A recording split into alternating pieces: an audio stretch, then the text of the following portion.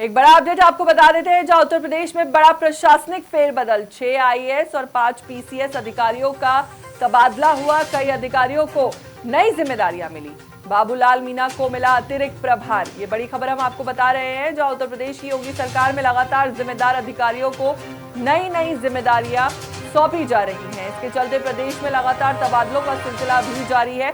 इसी क्रम में एक बार फिर यूपी में बड़े स्तर पर अधिकारियों को इधर से उधर कर दिया गया है।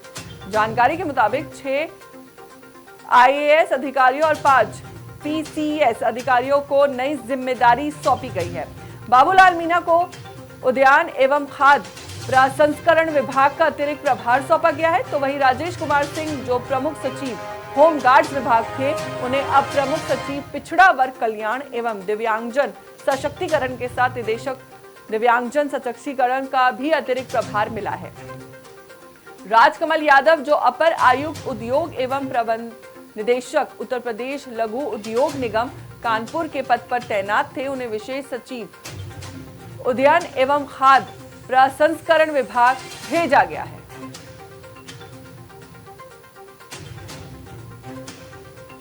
हमारे साथ इसी खबर पर ज्यादा जानकारी के साथ जुड़ चुके हैं UP bureau chief Nitin Singh. Nitin ji, आपसे जानना चाहूंगी कि यूपी में फिर बड़े स्तर पर तबादले हुए हैं, तो क्या ये सिर्फ रूटीन एडमिनिस्ट्रेटिव एक्सरसाइज है या सरकार कोई बड़ा मैसेज देना चाह रही है?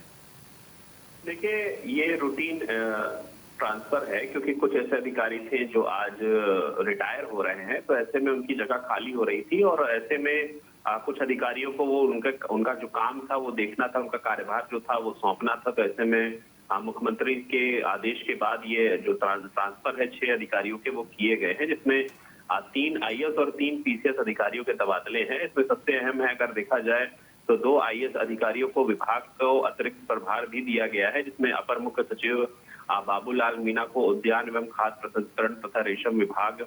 जी नितिन, यहीं पर ही आपसे ये भी मैं समझना चाहूंगी कि जब बाबूलाल मीना की बात कर रहे हैं, जो उद्यान एवं खाद्य प्रसंस्करण विभाग का अतिरिक्त प्रभार उनको मिला है, तो क्या सरकार अब इस सेक्टर को ग्रोथ इंजन की तरह देख रही है?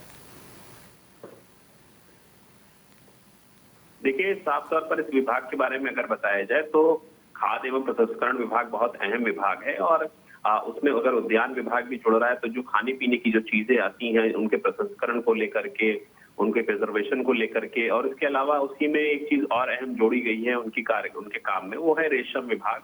रेशम विभाग अगर देखा जाए तो एक बड़ा सेक्टर है उत्तर प्रदेश का। बड़े पैमाने पर जो किसान है वो रेशम की खेती से जुड़े हुए हैं और रेशम के खेती को जो की जो पैदावार होती है वो देश के साथ साथ दुनिया तक जाती है। तो ऐसे में रेशम की पैदावार बेहतर हो, रेशम को अगर किसी तरीके से बेहतर तरीके से प्रसंस्कृत करके उसको और बढ़िया मैन्युफैक्चरिंग के लिए तैयार किया जा सकता है, तो उसके लिए क्या तैयारियां हो सकती हैं। तो इन सारी चीजों को लेकर के कुछ जिम्मेदार अधिकारियों को ये विभाग जो था वो सौंपना था। तो दोनों ही अहम चीजें हैं। खाद्य एवं प्रसंस्करण विभाग में खाने पीने की चीजों का कैसे जो उनका जो प्रिजर्वेशन है वो करना है।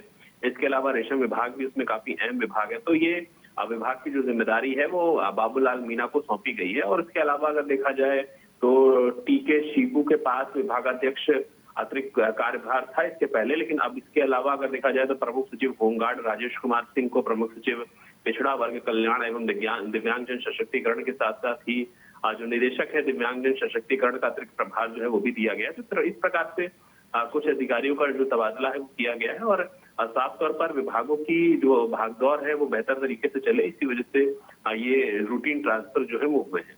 जी नितिन जी, आपसे यहीं पर ये भी मैं समझना चाहूंगी कि क्या उत्तर प्रदेश में लगातार ये जो तबादले हो रहे हैं, इन्हें प्रशासनिक कसावट माने या फिर ये एक चुनावी रणनीति है? देखिए, इसमें किसी प्रकार की कोई चुनावी रणनीति नहीं है। ये विभागीय तबादले हैं और ये विभागीय तबादले इसलिए किए जाते हैं कि जब कोई अधिकारी रिटायर हो रहा हो या फिर उसको किसी और दूसरे विभाग की जिम्मेदारी सौंपनी हो, तो ऐसे में वो विभाग खाली हो जाता है जो उसके पास पहले से रहता है, तो उस विभाग को दूसरा अधिकारी संभालेगा ही। तो ऐसे ही इसी को देखते हुए ये जो तबादले हैं वो किए जाते हैं और कुल मिलाकर के विभागों को सुचारू रूप से चलाना, उनकी देखरेख करना, वहां पर क्या हो रहा है, कैसे हो रहा है, कैसे उसका रोड मैप तैयार करना, ये सारी चीजें जो होती है वो अधिकारी की जिम्मेदारी पे होती है। तो इसीलिए ये रूटीन स्तर पे ये ट्रांसफर हुए। ये चुनावी रणनीति और चुनाव से जोड़ करके इसको नहीं देखा जा रहा है। जी और चलिए साफ तौर ठीक पर है। प्रयास नितिन जी, ये भी आपसे जानना चाहूंगी कि सुभाष शर्मा के रिटायरमेंट के बाद ये जो फेरबदल हुआ है, क्या इससे पॉलिसी और कामकाज के तरीके में भी कुछ बदलाव देखने को मिल सकता है? किसी प्रकार का कोई बदलाव नहीं होगा, क्योंकि सिर्फ एक जो जिम्मेदारियां हैं वो अतिरिक्त प्रभार के रूप में दी गई हैं, और ये अतिरिक्त प्रभार का जो कार्य था पहले से उसी प्रकार का रहेगा। और साफ तौर पर विभाग कैसे काम कर रहा है, विभाग और क्या बेहतर काम कर सकता है, ये रूपरेखा तैयार की जाएगी। जी चलिए ठीक है, बहुत बहुत शुक्रिया आपका नितिन जी, हमारे साथ जुड़ने के लिए और जानकारी साझा करने के लिए।